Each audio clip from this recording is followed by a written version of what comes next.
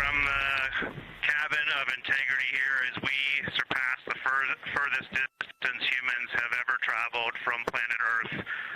We do so in honoring the extraordinary efforts and feats of our predecessors in human space exploration. Incredible. We are living through this. The Artemis II crew just breaking the record for the farthest humans have ever gone away from Earth. That is to say, farther than the moon, which we know from the moon landings of past lore. They've broken the Apollo 13 record, which was 248,000 miles away from Earth. We have live pictures of the lunar approach. And tonight, in the next few hours, the Artemis crew will actually go farther. They'll hit the astounding marker of 252,000 miles away from home. That is high stakes when you think about all of the ingredients. Of course, they've taken every step and measure to safely return those 250,000 miles back. The Artemis is going to orbit around the dark side of the moon, a Pink Floyd moment if we've ever had one.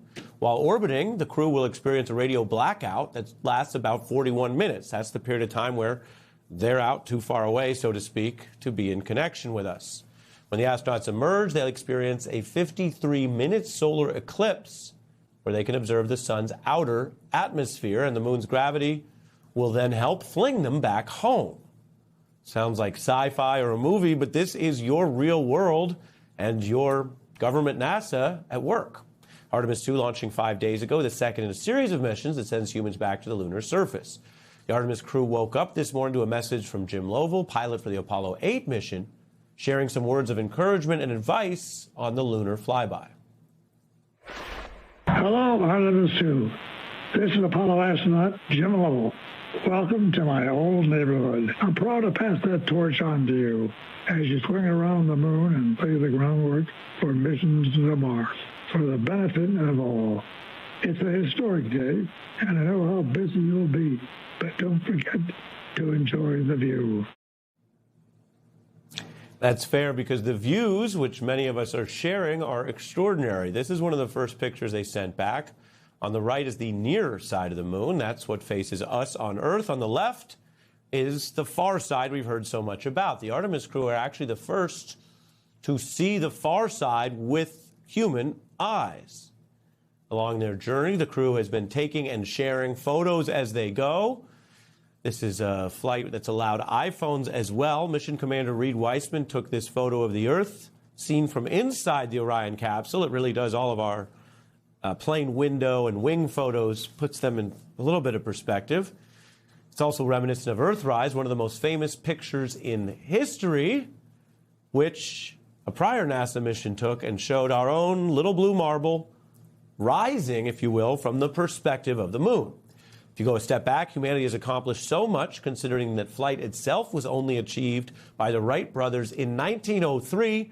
Few thought then that we would be leaving our atmosphere to go hundreds of thousands of miles. In the last 123 years, tonight we want to share the facts and the history that we have come together a long way. The first human voice to emanate from space.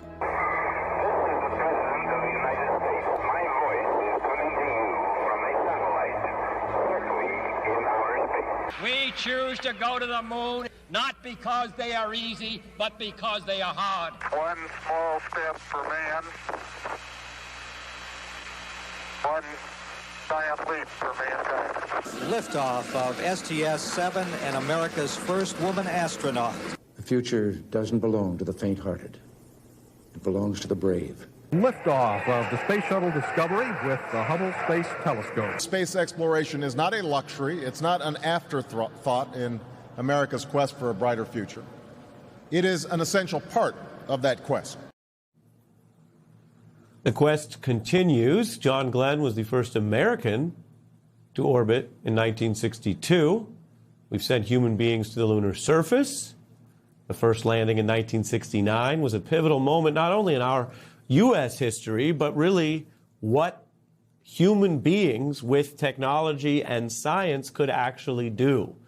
Moments that have pushed our understanding of even what our civilization can aspire to. We've had the better improvements to see more of the galaxies and understand our ineffable, tiny place out there. This is the Eagle Nebula's Pillars of Creation. That is, and again, when I say these words to you, they're hard to even understand when we say them or hear them, but that is, according to our best understanding, 7,000 light years away, taken by the incredible technology of the Hubble telescope.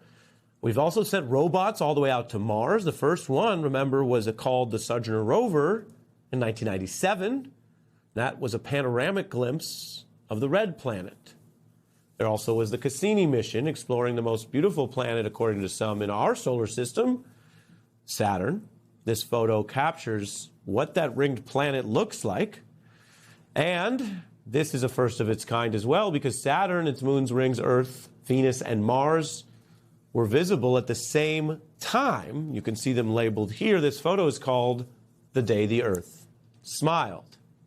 Or there's our farthest neighbor, Pluto, which has been downgraded from planet classification to now be called a dwarf planet. Its icy surface was seen in these, again, technologically advanced photos that really expand our understanding of our own reality and neighborhood.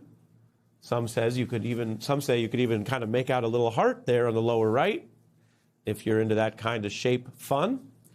The Artemis crew will splash down back on Earth Friday. Today, there was another human and heartwarming moment we want to make sure you know about. Artemis was approaching the moon, and the mission commander there, Reed Weissman, was calling down to Mission Control to make this request that a heretofore unnamed crater could become a tribute to his late wife. And if you want to find this one, you look at Glushko, and it's just to the northwest of that, at the same latitude as Ohm, and it's a bright spot on the moon. And we would like to call it Carol, and you spell that C-A-R-R-O-L-L.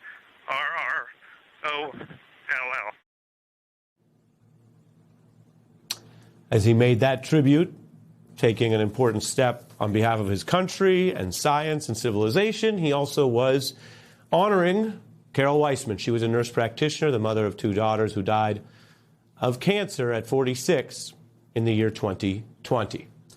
Her husband taking a moment during this historic mission to make that memorial to her. We wanted to share that news with you as we consider what these trips can mean to all of us.